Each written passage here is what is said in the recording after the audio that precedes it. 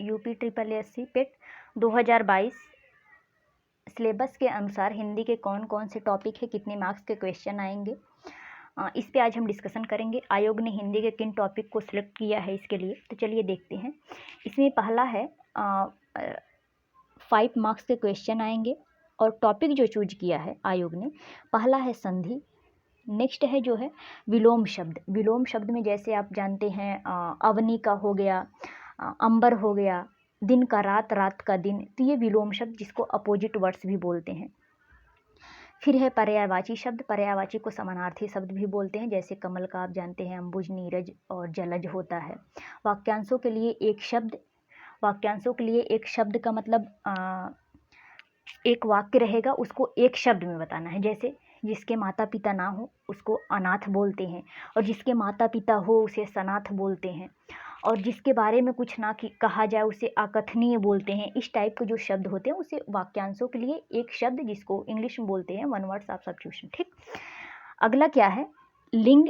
लिंग का मतलब स्त्रीलिंग है या पुल्लिंग है, इसके बारे में ऐसे क्वेश्चन आएगा, इससे आएगा। अगला जो है समश्रुत भिन्नार्थक शब्द, यानी कि जो शब्द सुनने में समान लगे। श्रुत का मतलब सुनने, सुनने में समान लगे लेकिन उसके अर्थ जो है वो अलग अलग हो। जैसे हम बताए हैं अंश। अंश आप सुने होंगे, जब अंश में ये बड़ा सा रहेगा, ये वाला सा रहेगा, तो इसका मतलब हो जाएगा भाग, पार्ट, हिस्सा। लेकिन जब ये अंश में छोटा सा सड़क वाला सा रहेगा तो इसके मीन्स हो जाएगा कंधा। ठीक। तो ऐसे शब्द आएंगे जिसके मीनिंग अलग अलग रहेंगे, लेकिन ये पढ़ने में या लिखावट में थोड़ा भिन्नता रहेगी, पढ़ने में लगभग सिमिलर लगते हैं। ठीक। अगला है मुहावरे और लोकोक्तियाँ। मुहावरे आप पढ़ते आए हैं। मुहावरे जैसे 9 2 11 होना, स्तन पर सांप लेटना, ऐसे टाइप के मुहावरे आते हैं। अगला है सामान्य अशुद्धियाँ। सामान्य अशुद्धियाँ का मतलब इसमें एक सेंटेंस दे देगा या शब्द दे देगा, इसमें कौन सा अशुद्ध है या कौन सा गलत है या कौन सा शुद्ध है, ऐसे टाइप के क्वेश्चन पूछ लेंगे। नेक्स्ट है लेखक और रचनाएं। लेखक और रचनाएं गद्य एवं पद्य। गद्य में आपकी कविता, कहानी, ये सब गद्य में कहानी और उपन्यास, नाटक, ये सब आ जाती हैं। पद्य में कविताएँ आ जाती हैं। ठीक। तो इसके लेखक का नाम पूछ लेगा या रचनाकार का नाम पूछ लेगा या एक पैसेज दे देगा, उससे पूछेगा इसका शीर्षक कौन है, तो इससे क्वेश्चन आएंगे।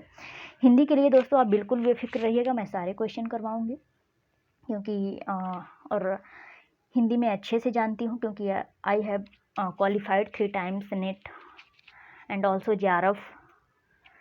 सो चलिए इससे रिलेटेड कुछ क्वेश्चन देखते हैं।